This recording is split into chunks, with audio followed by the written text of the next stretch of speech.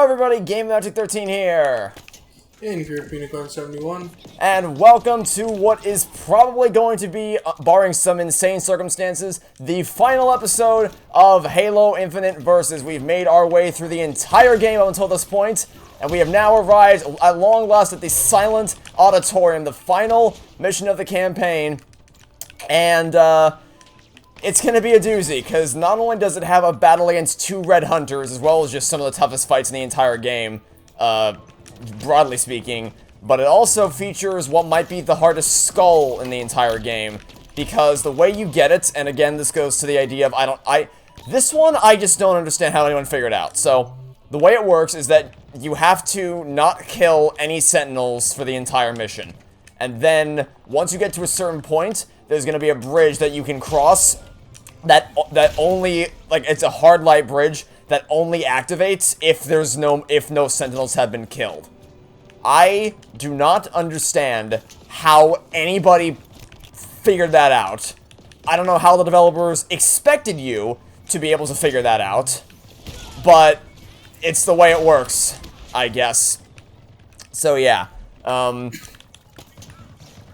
don't know what. Oh, hey, remember a couple episodes ago when I was mentioning the whole grapple slamming through the floor thing? Mm-hmm. Yeah, well, I just grapple slammed through the floor to my death. Nice. So, that's nice. Hey, maybe let's let that be the only time that happens today, shall we?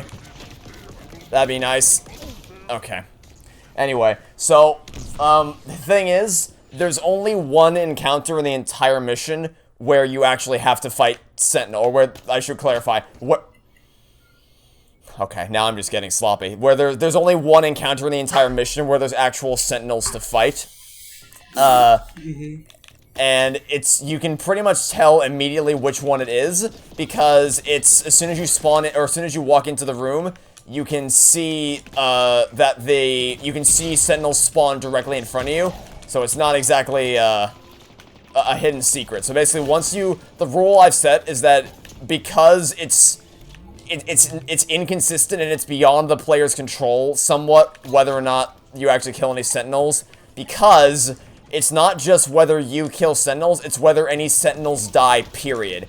Meaning if an enemy throws a stray grenade and the grenade ends up getting the sentinel killed, and then you get a checkpoint, you're just screwed. There's nothing you can do to fix that, because an enemy threw a grenade that you couldn't have controlled, and then the game checkpointed you after the grenade was thrown, thus killing the sentinels, and then that's it. The skull's voided. So we don't want to get to this point, literally the final mission of the game, and then, God, shock damage, and then suddenly not be able to beat it anymore because we got screwed over by that. So basically the rule we set is that we generally say you're not allowed to skip encounters. However, for that one specific battle, where the Sentinel's spawning, because it's just that one battle. It's only that battle where there are Sentinels. So for that one battle, I'm going to allow us to skip it, just so we don't have to worry about the inconsistency as to whether God, I'm just not playing well, whether the Sentinels actually kill us or not, or whether we kill the Sentinels or not.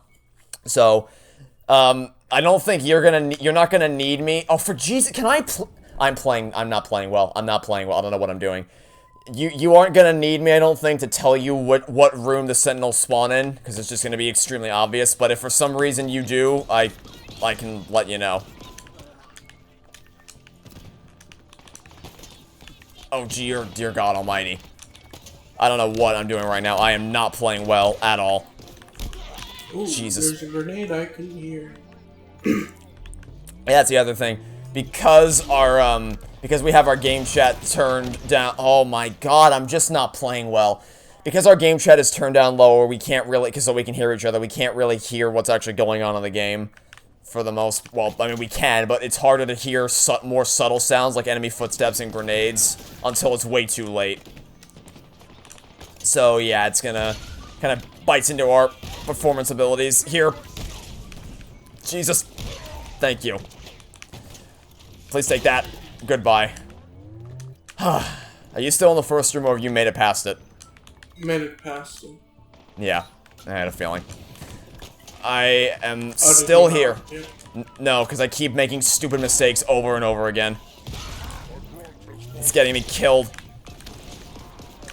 There's a shock rifle and the other stalker rifle, which can be used for the shade turrets on the sides if you move. It's not even the shade turret. It's just the fact that the elites with the swords have so much health, and they keep charging me down relentlessly. I haven't even gotten to deal with the shade turret yet. Oh, Jesus. Okay. At least I got a checkpoint. That's something. I have 1% left of the Diminisher of Hope. Made it work. Made it count. Oh, did you bring the Diminisher of Hope with you from Escherun's room? No, I did not. Okay. Oh my god. Ugh. I don't know why I'm even using I think what's especially annoying is that the run where I grapple slammed into the ground was probably my best run. Like, I probably performed the best during that run. But then I just got screwed over by clipping through the floor, and then, well, that was that. So, that's nice. Anyway, yeah, I brought the Diminisher of Hope. That might also be part of the reason as to why I'm kind of screwing up, is because trying to use a gravity hammer doesn't always end well. But I wanted to use it because it's fun, and yeah, I don't often get to use a gravity hammer. So I saved my gravity hammer fun. I don't know why I keep grapple slamming, honestly. I mean, I haven't glitched through the floor again since, but I don't know why I keep risking it. I don't even know what killed me. Have you reached the hunters, or are you just fighting normal enemies? I reached the hunters, but I just... Did the checkpoint not save? Yes. Oof. It's gonna be... So, I believe the did it put you before the Cortana Atriox cutscene? I don't think so. Okay. Oh no! Oh, I don't know what I was doing there. I thought there was a coil I could grapple, and then I thought I had the... Man, I'm just not playing well at all. Making so many sloppy mistakes. Well, at least I think my checkpoint's good. At least my checkpoint's actually very good if I can do what I want to do. Another grenade, that should be enough. Okay. Let's try this again, shall we? Dynamo nade out. Where? Oh my god. Okay, drop ball. Thank you. Please and thank you. Yes, what I was gonna say is if the checkpoint did put you before that cutscene, then you were more than welcome to skip it if you can. There's some cutscenes in this mission that I think are unskippable. Just because it blocks you off until the bridge spawns in. And I don't think that's one of them, though. Nope! Don't even think about it. Are you the last guy? No, you're not the last guy. Give me this bulldog. Okay, drop wall. I really need to stop grapple slamming. It's gonna get me killed. It is absolutely gonna get me killed one of these days. Well, I mean, it already got me killed. But it's gonna get me killed more if I keep doing it. Because now that we've seen how prevalent... I swear, Dude, that's not even fair! That's not even fair! Dude, I was dodging it. I was literally dodging it, and the thing just stuck onto me. Like it's some broken aim assist or something. The hunters? Or something else? Yes. Was it the machine gun or their, like, machine gun. Yeah. I had a feeling. You son of a bitch. I'm invisible. I'm invisible. How do you see me? How do you see me? Dude, What weapon did you have? You had, oops, don't mind if I do. Don't mind if I do. I think I'm about to fight the hunter, or, well, I think I'm about to get to the cutscene before you fight the hunters, but I'm almost there. I could have sworn... Oh, I guess maybe... I guess sure, I think it's afterwards. I thought there was a cutscene beforehand, but no, I think you're right, it is actually. I think it's after the hunter room that you have the Cortana Atriox cutscene. I thought it was before. No, wait, no, okay. Yeah, so I was right. There is a cutscene beforehand, but you can just skip right past it. So, before you enter the hunter room, there is a window right before it where you can see Cortana and Atriox. Okay. And it's just occurred to me that the reason you might not have gotten a checkpoint is because it might only give you one if you watch the cutscene. I'm about to confirm if that's true or not, because I'm probably going to die here in a second. But that might have something to do with it. I'm not sure. Because I'm now fighting the hunters. Have you already made your way past them? Almost killed them multiple times. Because these they don't know how to balance a fucking game. They just turn up their aim assist all the way and call that legendary. Okay.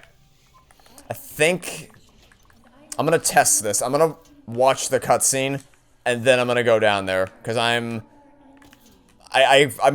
pretty sure I consistently got a checkpoint at the start of this room, but now I'm not. So I'm gonna sit here and watch the cutscene for a bit. Or the hologram's just not gonna spawn in. Okay, that's odd. Hologram didn't spawn in this time. Okay, well, I got a checkpoint anyway. I think I moved too fast for the cutscene to keep up with me. Somehow. Alright. Take a little bit of... Oh, that cannon is fast firing.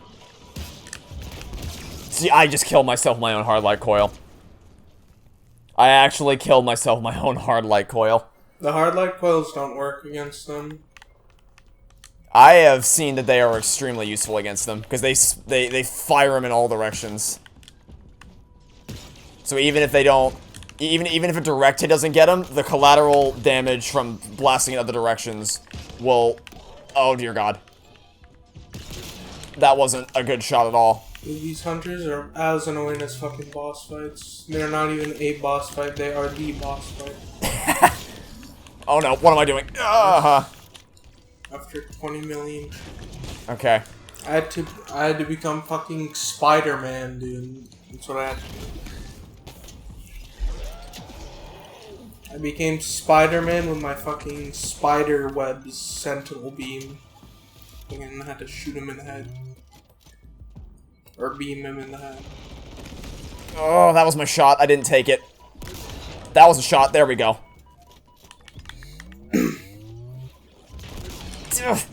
Oh, I'm dead. Or I'm not. Or I'm not. Don't ask me how I'm still alive.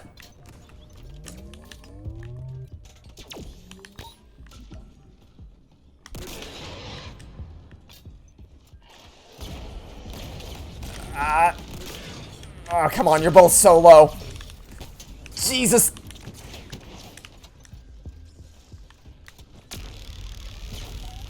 Okay, there's one. I didn't want to grab that.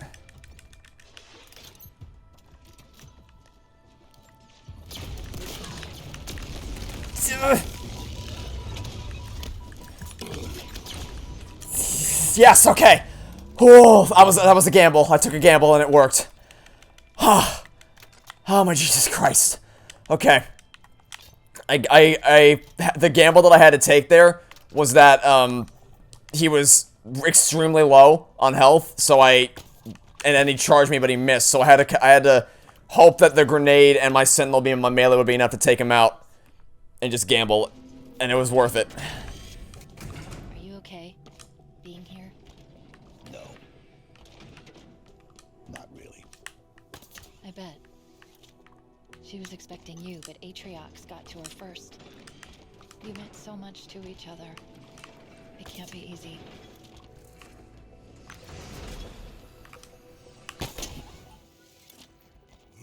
Have you got to the Sentinel room? Where the Sentinel room? No. So I guess I should say, I'm not gonna force you to skip it. If you want to fight it, and if you think it'll be easier to fight than skip, you can. But I'm not gonna... You are allowed to skip it if you think it'll be easier. Because like I said, it's just the RNG of the fact that sometimes enemy explosions will get them killed beyond your control that made me not want to risk it.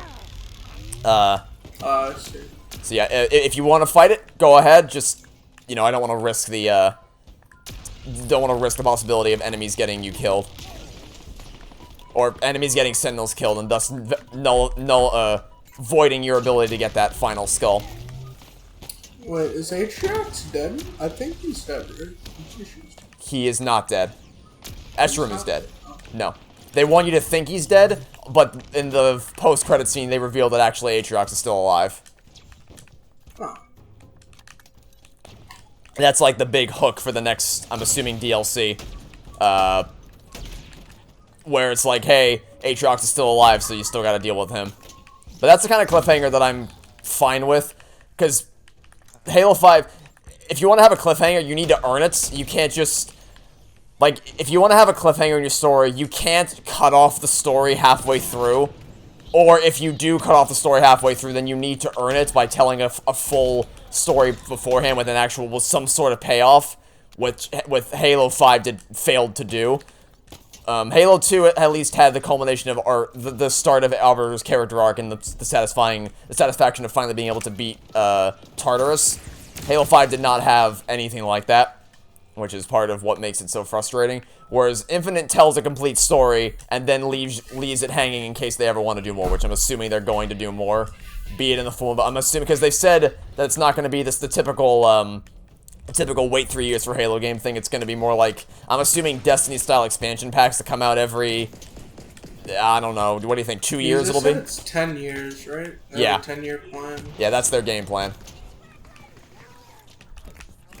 So, yeah, they have a 10-year plan for the game, so I'm assuming that, do you think it'll be a yearly, I doubt yearly release. Do you think, like, bi-yearly release it'll be for, future campaign DLCs? Yeah, probably.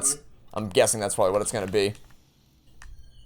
So have you opted to skip the fight or to try to fight your way through? Fighting? I don't know. I don't see any sentinels, so I don't know. I don't know. Who knows? Well, if you don't see any, then that either means they've already killed them, or it means that... Actually, I don't know what the alternative is, but I think you'll be fine, hopefully. I used... Oh my Jesus Christ, I'm not doing well. I've reached the room where you... It's the room where you gotta... It's the room you gotta grapple through. So that... Well, I guess you don't have to. You're talking about the first room after the hunters, right? Yeah, it's this big, grandiose room. That they should have been... Like, right in front of you when you walk in, there should be... You should be able to see the sentinels, like, float up in front of you as you walk into the room. Yeah, I don't see no sentinels. Alright, well, I assume you'll be fine. So just as long as you don't actively kill any of them, I think you'll be alright. You don't technically have to grapple your way through this room. You can try to fight it without killing any sentinels, but I don't really want to take that risk. Because, like I said, it's kind of a...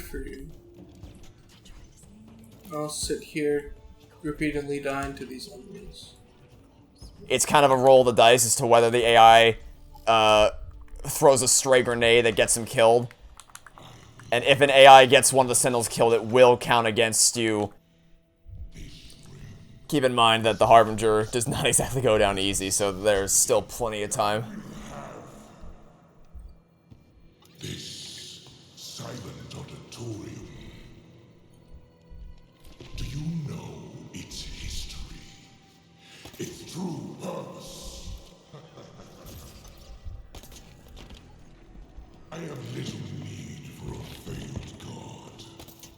This ring is all I need. The memories. The data. It's more precise. More complete. It's like... We're getting closer to where she died. Yes. But I was going to say deliberate. Like she wanted us to know something.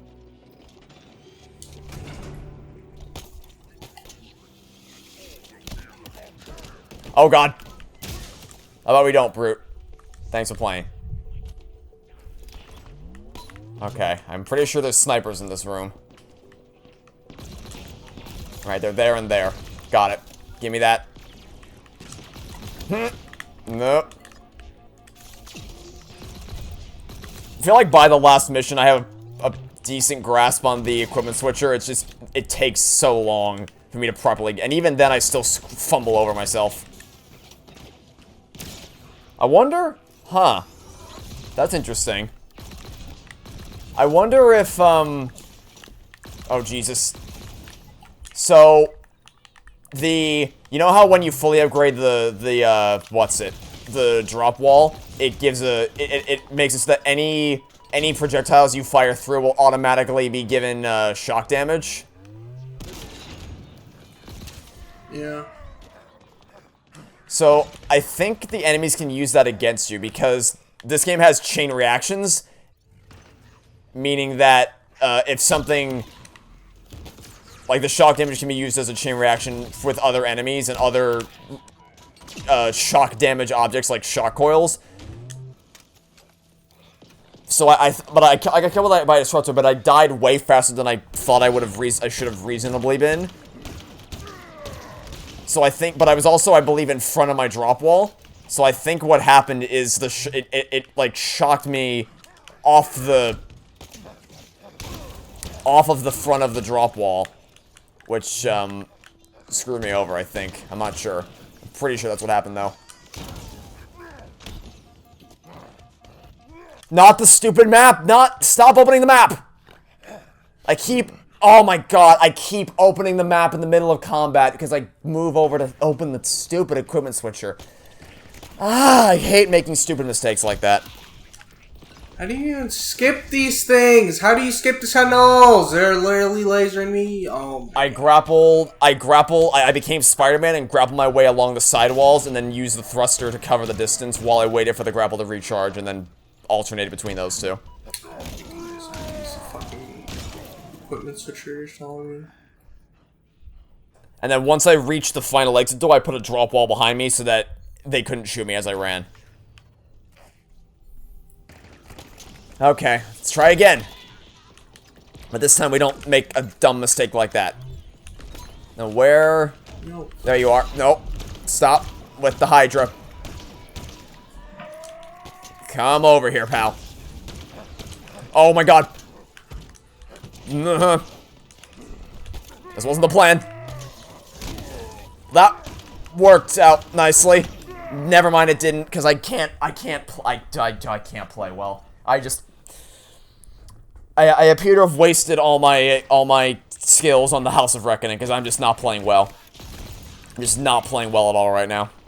Making so many stupid mistakes. Like that, for instance. Can I please? Thank you for letting me pick that up.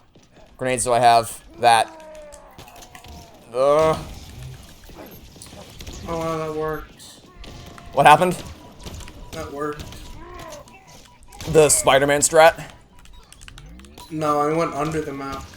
Or not under the map. I, like, grappled, like... Oh, like swinging underneath them? Yeah. Yeah, that works. If one of the enemies killed a sentinel, I will literally lose one more. So where is it? Once you get to a bridge, you'll see it. A bridge. A hard light bridge. It's after the room where you meet up with the monitor, the adjuvant resolution. Basically, once you get to the room where he starts. Cortana, not no. the Cortana Atriox cutscene. No. It's a second light bridge. It's like it's right. You can't really miss it. It's right before the Harbinger battle. If you haven't killed any Sentinels, then when you reach the bridge and push the button, there's gonna be another hard light bridge that appears in front of you to take you over the gap going forward instead of left where the boss is. Couldn't you just grapple over that though? No, because the door won't open unless those Sentinels. Yeah, I thought the same thing, but then I realized that it's not just the bridge, it's the door that won't unlock. And the thing is, like, again, I don't know how you're actually supposed to figure that out. That was dumb. I shouldn't have done that. That was dumb. That was dumb. That was dumb. Get me out of here. I guess people just look at the code. I'm assuming that's what it is. Because that's what they did for Halo 3. I've never shown you this, but in Halo 3, one of the skulls you have to get by jumping. You know the giant? Do you remember the giant rings in the Covenant mission where you you battle the 2 scarabs? So there's a skull you have to get by jumping through those rings in a specific order. There's actually a way you could figure that out because the composer designed it so that each ring gives off a hum. And if you play the hums in the correct order, it plays the Halo theme. Oh, I see. I got you. Whereas in this mission, I don't understand how you're supposed to figure out that not killing sentinels gives you a skull. So, you know, like at least, oh god, because the composer's actually kind of annoyed by that because he put a lot of time and effort into composing or composing and constructing, I guess, a puzzle that could realistically be solved, and then people just skipped it and looked at the answer in the code. Which I can understand being a little annoyed by that.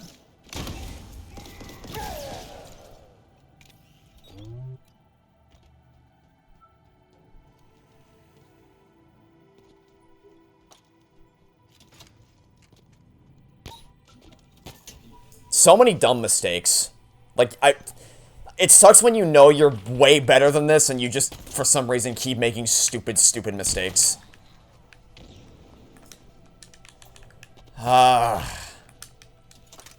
Like, I know exactly what I'm doing wrong. It's not anything the game's doing. It's just that I can't play for shit, apparently. Which sucks, because, I mean, I don't know. I was gonna say that I usually get more annoyed when the game itself is screwing up. Like, there's input drops, or I fall to the floor, or any other numerous things that can be wrong with the game's design that lead the player to failing. I don't really know whether that angers me more than if I screw up. Because on the one hand, it's like, when it's the game's fault, there's nothing you could have done. The geometry was always going to bug out. You were always destined to fall through the floor. And nothing you as a player could have done to fix that. Which feels like the control's been ripped away from me. And I couldn't have done anything to avert my fate, which is always frustrating. On the other end of the spectrum, when it is my fault, like right now, for instance, and I just can't play to save my own life. The problem, the thing that makes me angry there is it's like, I know I'm better than this. I know I'm capable of playing Halo to a higher skill level than I am currently, as I've done multiple times in the past. But it just, like, I guess what I'm trying to say is that I know I'm, for as arrogant as it may sound, I know I'm better than I'm playing right now, and I just can't demonstrate that in the heat of the moment, I suppose. Like, I know I could have made better combat choices, I could have prepared better with my weapon loadout, could be being more tactical with the equipment, my movement patterns, my enemy prioritization. So, I don't know, I guess I can't, I don't know whether I am more annoyed by when a game screws me over or when I screw myself over. I can't really give you a definitive answer on that one.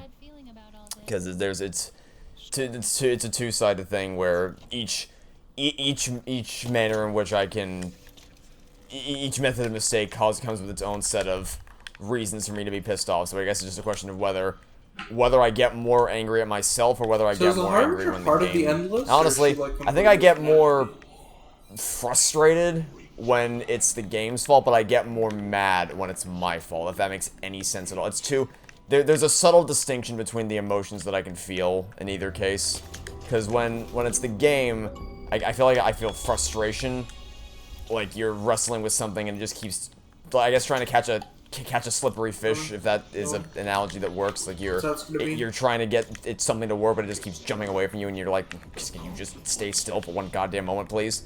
Whereas when I'm screwing up, it's a case of I can be better, I am better than this, but and for some reason my brain has decided to short circuit for today, and I just am not playing well. And when I as a player can't perform to the best of my abilities, despite knowing I'm capable of otherwise, I get mad at myself. Like, you know you're better than this. Please act like it. Perform better. I don't know. It's a nuanced issue. I don't know if I can give you a definitive answer one way or the other about it, but that's after having put no research into the psychology of everything I'm talking about. That's my very brief summation of how I think the distinction is made between those two types of frustration in video games. Doesn't matter now. Nothing else matters. This has got He can't do it on his own. He needs me. And that's the line right there that makes me think that that's another thing that stuck with me. It wouldn't make any sense to delete the weapon unless their plan was to contain her with Cortana. Like, to fuse the weapon with Cortana and then delete them both. Because at the beginning of the game it says that the plan was Chief would Chief would take the weapon would infiltrate or imitate Cortana, lock her down for deletion, and then Chief would take her back to the Infinity for deletion, which wouldn't make any sense, because you think that they want to keep an AI around, like, you want to keep someone as useful as the weapon around, unless the plan from the start was to use the weapon as a means to trap Cortana by fusing them together, and then deleting them both simultaneously. You know what I mean? Because, like, I can't think of a reason why else you would want to delete the weapon out of the gate. Yeah.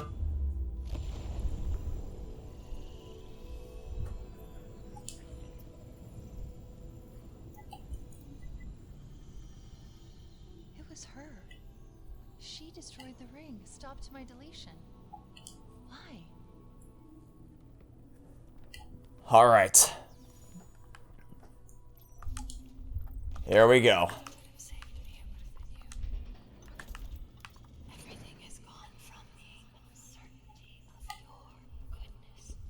They absolutely just knocked the foreigner art style out of the ballpark in this game. It is glorious. Even just the statues of the Forerunners. Sacrificed herself. And this final boss room is like every time I look at it, it gives me chills down my spine. Okay. Accessing systems. So, for those of you watching, in my live stream, I managed to do this fight first try. I'm telling you right now, that was a fluke. That's not gonna happen this time. There's not a chance in the world I do this first try. All these things together. Why? To cover their sins, we stood silent. I'll even say it's not a chance I'll do it second try. It's gonna take me a long time. We're at 30 minutes so far. I'm guessing it's gonna take me the next half hour to get through this boss battle. Before you ask, I'm already trying. I don't even know how long it took me to do on my first try.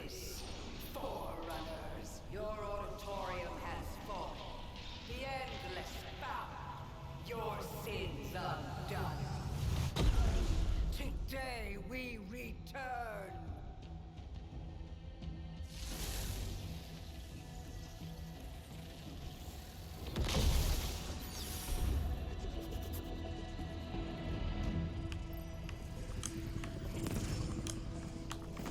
What's she doing? She's trying to open. Give me some ammo. Thank you. Where? You deal with her and I'll find out. Take a little bit of that. Where are the other enemies? Up there? Oh, dear God. That didn't go according to plan. Oh, they're up there as well. Oh, Jesus. Well, this is a death. This is an embarrassing death.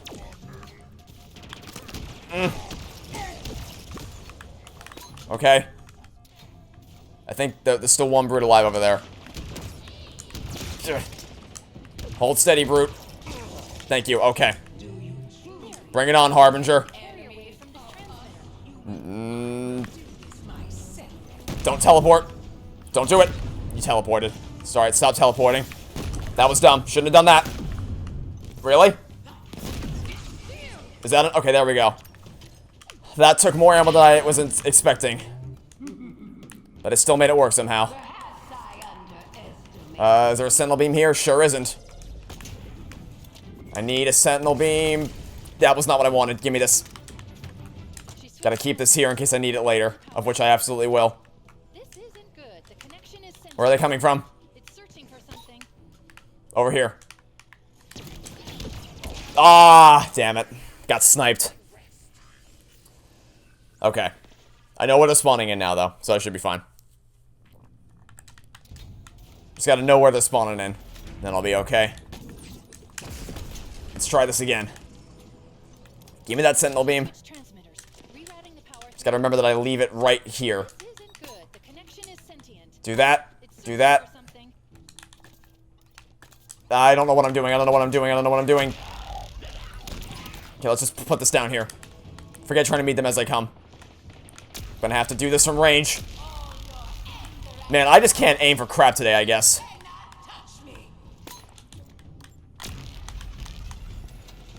I shouldn't have left the sniper alive. I've made critical errors. Made critical tactical errors. Stun them all. Well, that got me somewhere. Shouldn't have challenged me.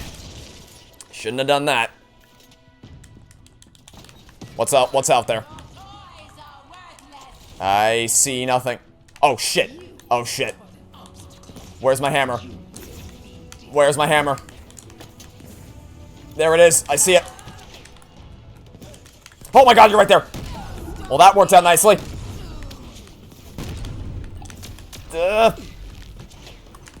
Grapple away. Yeah, the blue balls are not a problem at all. Oh god. Let's not eat my words just yet. Stop it. Thank you. There we go. Are you in the Harbinger battle? Yeah.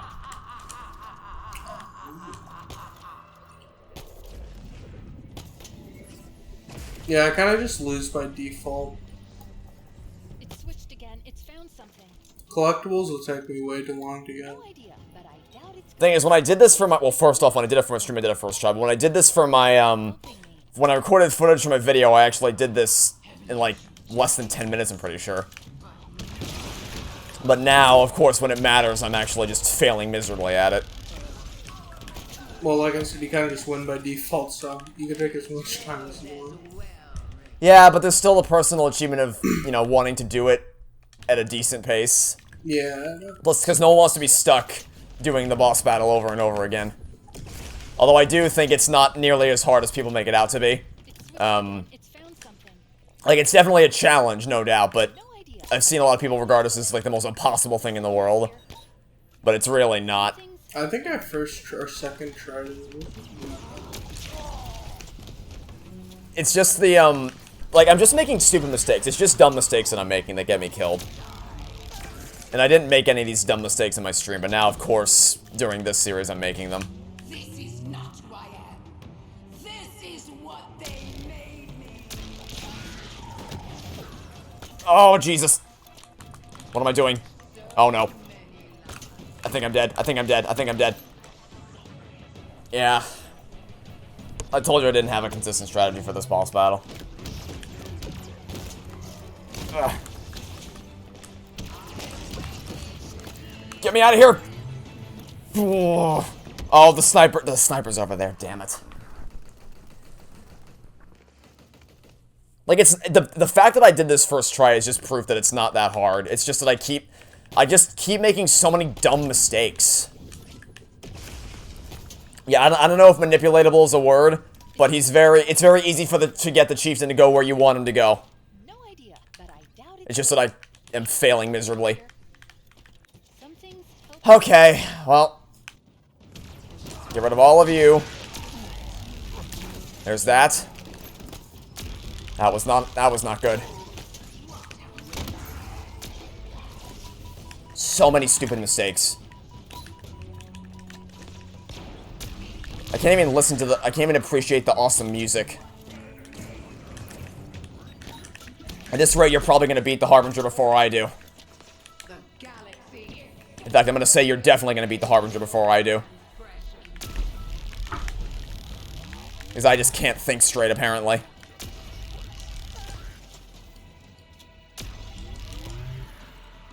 I don't know, my weapon choice is really bad. I have a bulldog. Oh yeah, that's not ideal. But the good news is that there's sentinel beams and cinder shots all over the place. Oh, okay. I'll use those. Come on.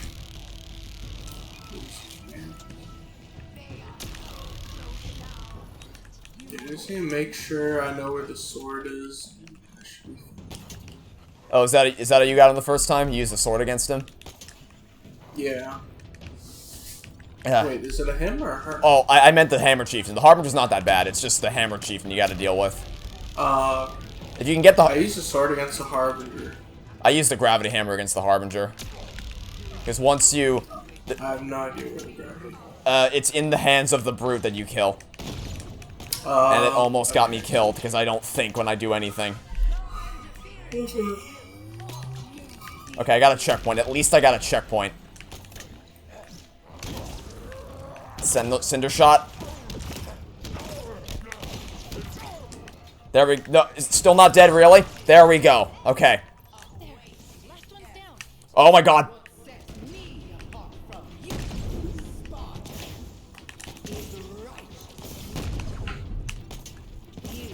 So is the Harbinger part of the Endless, or is she like completely... I'll answer that question in a second. If I can... Yeah, the blue balls are just... Oh my god. The blue balls are just not even a problem. It's... God, I'm just not playing well. I'm just not playing well. And I have to do all that over because I'm just not... God! Like, it's not this hard. It's not this hard. But for some reason, I've just... Like, that was perfection, but because I'm just such an idiot, I can't do anything right and I screw up at the last possible second like I always do. Like, it's not hard to do this. I know exactly what I have to do. I just cannot do it to save my goddamn life because I keep getting so greedy.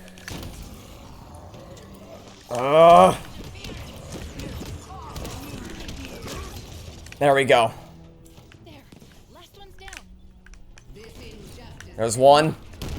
There's two. One more shot. Okay. And I said and. There we go.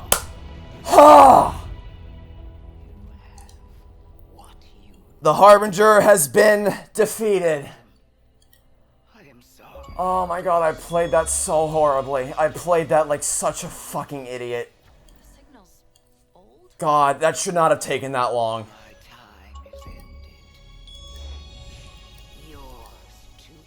It should not have taken me that long to do that, Jesus, man.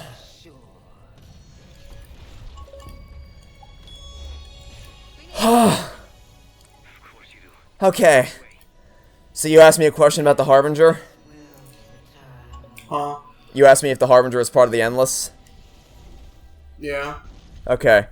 It's not, technically speaking, it's not confirmed, but I think it's all but confirmed that the Harbinger is a part of the Endless, because it seems like, I've always seen it that she just wants to like, she wants, because she said, we stood there as they passed judgment on us in the opening monologue for this mission, which seems like it's pretty clear that it's trying to say that she is a part of the Endless, and that she's just trying to get vengeance for her people. Looks like them, so. Just another echo. I need to get a better look at the image on the cryptums to be able to say definitively. That's what she would say. But also, if or from what I've heard through like the Promethean discoveries or whatever. Oh, Forerunner Archives. Yeah. Sorry. I didn't have long to plan this. Like those big circle things. Yeah, Forerunner Archives. Yeah. I hope it worked out. Look at us. We just keep saying goodbye, don't we? But this an end. I will say, watching this... Well, I'm just gonna give up at this point. These ads are annoying. Well, you can still finish it if you want, I mean... Yeah, I'll finish it when I'm not, I like, thought that I could do this on my own. screaming internally. Well, I'm screaming external. That makes any sense. Well, I'm screaming externally, so... You know. I hate... I cannot express to you how much I hate it when I play so dumb like that. Because every death, every single death that I had there was entirely my fault. I could have avoided that so easily, and I just didn't. I need to make sure you Yeah. mistakes I don't know, my brain's kind of fried. because of them. And my body hurts from yesterday, because I did Jiu-jitsu? jujitsu. Yeah. So both my arms and my neck are like completely, like every time I move them they hurt. So it's not very fun. But it was fun, you know, losing. I mean, I knew I wasn't gonna win anyway because I forgot to get all the skulls and stuff on the open world. Well, to be honest with you, we were basically neck and neck. It may not, because that's why I had us compare our percentages at the end of each episode, or at the end of each recording session. And leading up to the sequence mission, we were neck and neck. In fact, you were actually a couple percentage points ahead of me for a lot of it. I wouldn't even attribute it to the fact that you didn't get the audio logs. I attribute it entirely to the fact that the Spartan killer screwed you over. Because to be completely honest with you, after you... Yeah, that was such a big time setback. After you fought the, like, when you got stuck on the Spartan killers for an entire episode, I had a very strong feeling that I was probably going to win. Doubly so after Tuesday's session, when you said you were at, like, 70-something, but I was at 94%. Which basically meant all I had to do was just beat the final missions. And so long as I didn't screw up horribly, although, well, so...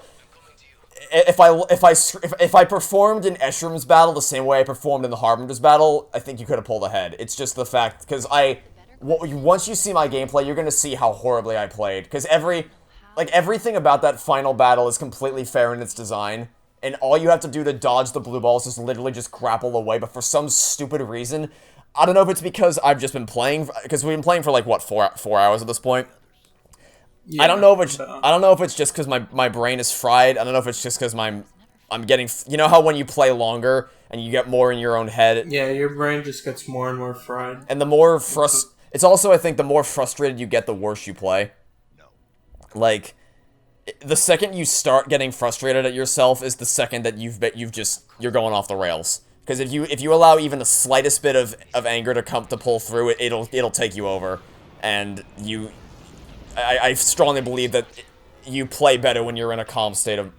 Like, cooler heads will prevail in the heat of battle than people who are angry. So... Yeah.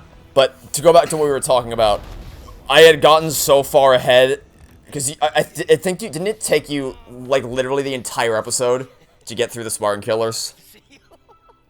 Yeah. Yeah, I had got... I had to get a Spartan core, and then I spent the last, like, 20 million hours on that. Yeah, like, once I had gotten so far ahead that it was almost guaranteed. I mean, I never said it that way. Like, I never said, well, I'm really far ahead, because that's kind of a dick move. But I still... Yeah, I knew it was kind of over after the Spartan. I still kind of knew, like, we both told each other, like, nah, there's still time, you know, it's not the end yet, it's still anyone's game, but I think we both kind of knew that the odds had tipped heavily in my favor, even if neither one of us wanted to actually say it, because, like, it wasn't even close. We were literally neck and neck for the entire first half of the series, but the second the Spartan killers happened, it was done. Which is... Yeah, like, had it not been for that boss, I think it would have been a lot closer. Now, having said that, I had also been consistently collecting more audio logs, so you would have had to sweep the entire map all over again to do that. That, propaganda towers... Did you even get any of the propaganda towers? I got a few, but I didn't get a bunch of them. Armor lockers? Like, if they were... Because my original plan was to speed run... After I sped run, like, not sped run, but after, like, I did everything open world mission wise, I would have just done the full campaign, and then after that I would use the Wasp to go collect everything. But I think the what's it called, the brother battle or whatever, Spartan killers, yeah, the Spartan killers battle, it just set me back so far. It was just... Yeah. There's just nothing I could do at that point. Yeah, so, in case you're curious as to what my strategy was just to minimize inefficient routing as much as possible. So, you know how in the first island there's Starlight Squad and Ogre Vagadoon that are just so far removed from everything else on the north end of that island? Yeah. I said I was saving the threat sensor for that boss. I was really saving it because it was just so far away from everything that my plan... Because... that stuff at the bottom of the map is closer to the southwest beacon in the sequence than it is to anything near the tower on that first island. So, my plan was just to keep moving forward as much as possible, not deviating from the main path. Like, just anything that would require me to go out of my way to get it, I didn't want to do. I wanted to try to do things in as much of an efficient route as I possibly could. and then anything that was off that route I would save till later. So like climbing to the top of Nosebleed Mountain, or the stuff on the bottom of the first island, or the stuff on the top of the north island. I saved all that stuff for once I got the Wasp.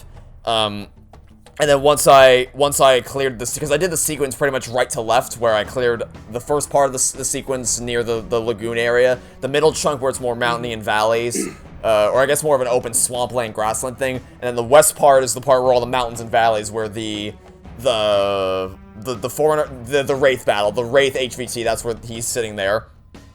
So I basically just moved through from east to west, and then kept going along that route to sweep the entire rest of Zeta Halo from top to bottom in sort of like a clockwise fashion to get everything, just to mop up everything that I missed. So that was my strategy going forward, and I will say, I think the reason why it set you back is because it didn't actually take that long to get the audio logs, because if we both played through one of the Banished Outposts, and then I got all the audio logs and you didn't, the time difference, I think, would have been minuscule to non-existent, because it only takes like a second to get the audio logs. The UNSC, the Banished ones are like in the bases pretty clearly. The UNSC ones are not that far removed from them. And then all the other stuff, like Propaganda Towers, I tried to route my paths through the different main objectives so that I would pass by Propaganda Tower along the way. Same thing with Foreign Archives. Spartan Cores, I just try to prioritize in general. That's the one thing I just got no matter what, because that's gameplay central to upgrading your character. So I tried to do my best to get those as I went. So, but I will say, I don't know about you, but every time we sat down to record, this has been the highlight of my week.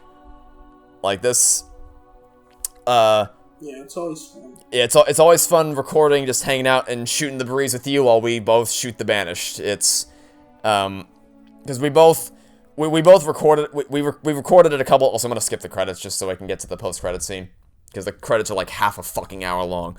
We recorded this series a couple times per week, and we did it every weekend, and so we've done this whole thing over the course of like less than, I think today marks didn't we start this just 2 weeks ago, I think? Yeah. About 2 or 3 weeks ago. So, I think it's 3 weeks ago, maybe. So, yeah, and I've had a blast every single time. Well, except for the conservatory. The conservatory sucks, but today I certainly got mad at myself, because the conservatory, I just think that those final 2 battles are just broken. But the Harbinger is completely fair in its design. It's just that I suck miserably at that stupid. Every mistake I made was avoidable, which is what makes it sting even worse. But you know, I do think this is just the perfect game that we could have done to record for this type of series, because for the other Halo games, I think I have way more experience than he does. For other games we both own, like Forza, he has way more experience than I do. So this was a brand new game, or brand new, relatively speaking.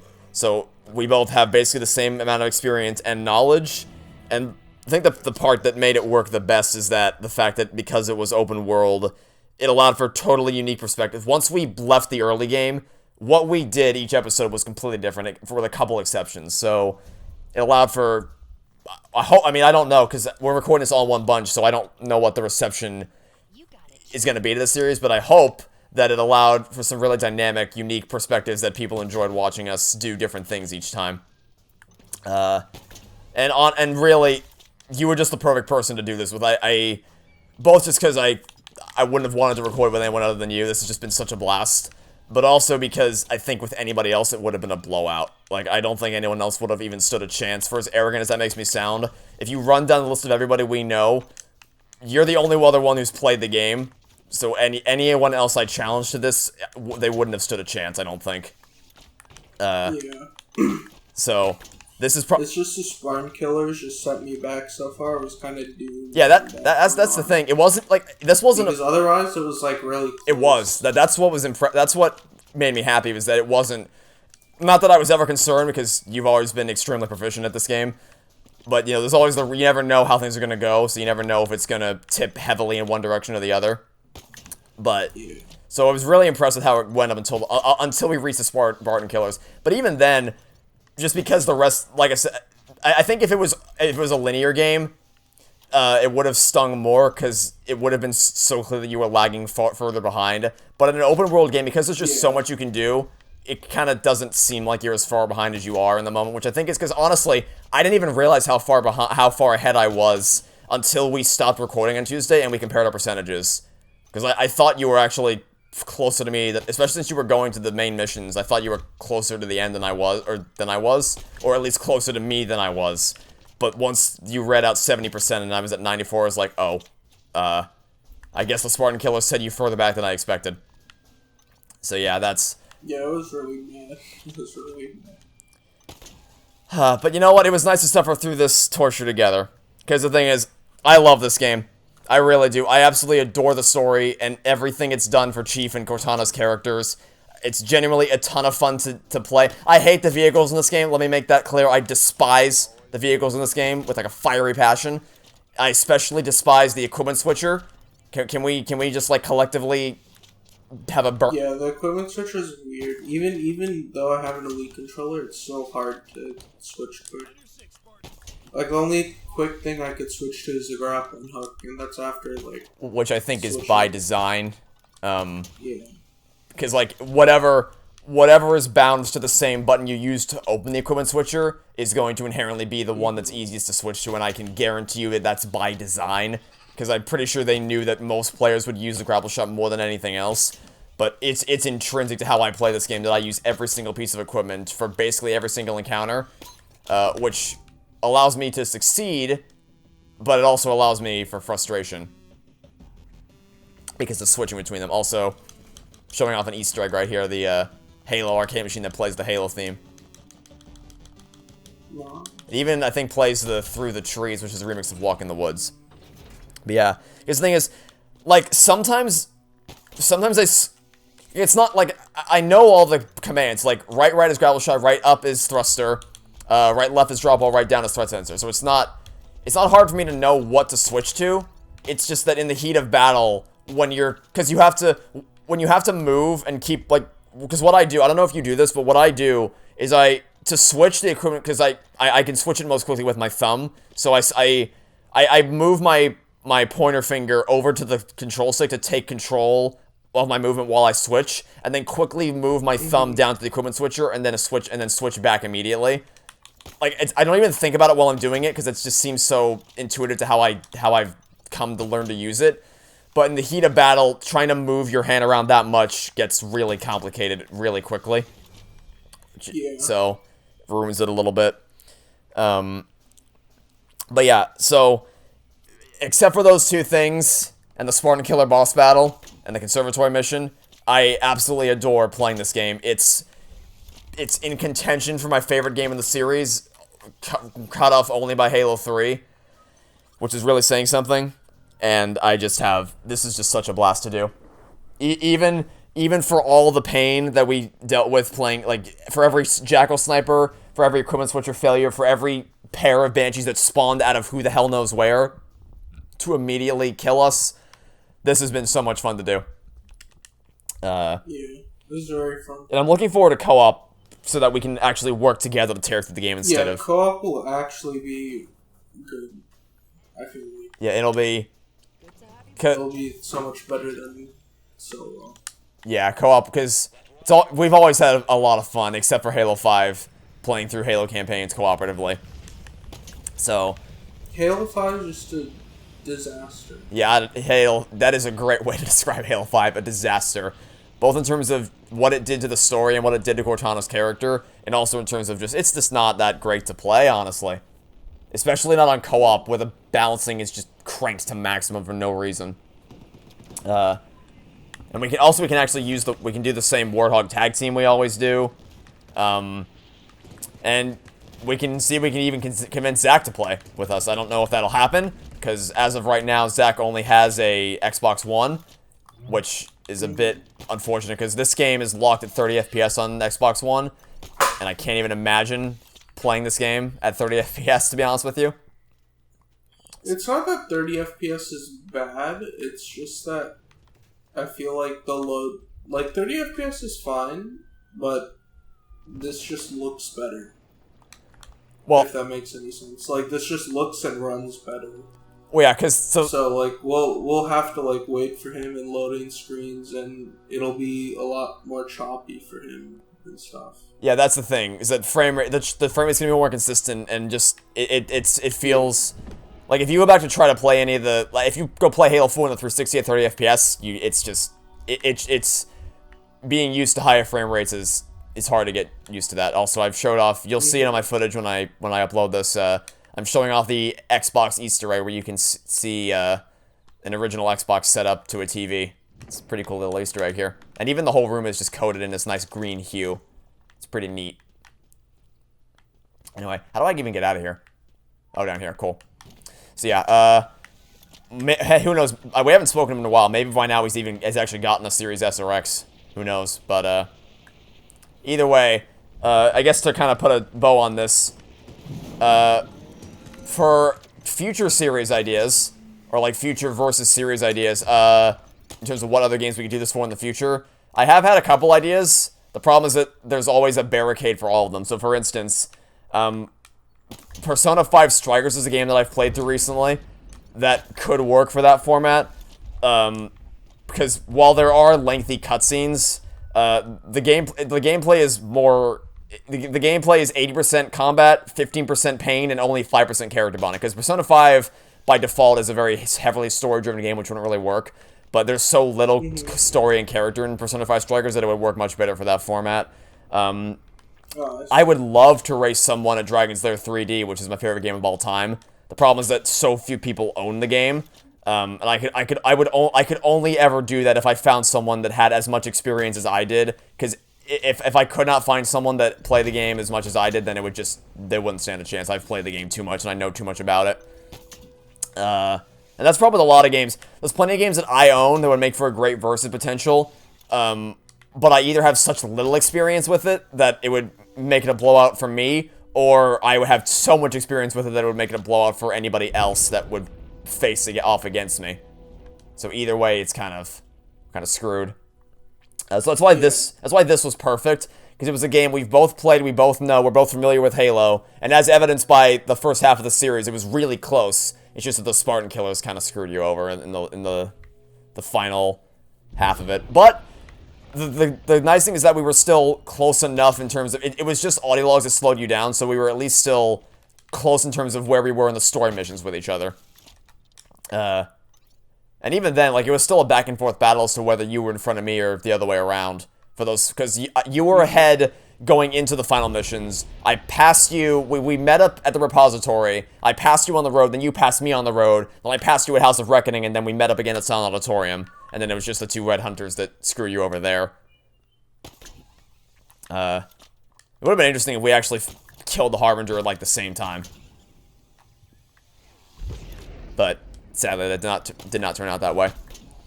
I guess another game I can mention real quick. Super Mario Odyssey would be the perfect game for this kind of format, but you don't own a Switch, and of my friends that do own a Switch, none of them own the game, or they even haven't finished it. So, yeah, I would love to do this series for more games. I just don't have many ideas that would really work out well, but we'll talk about it behind the scenes.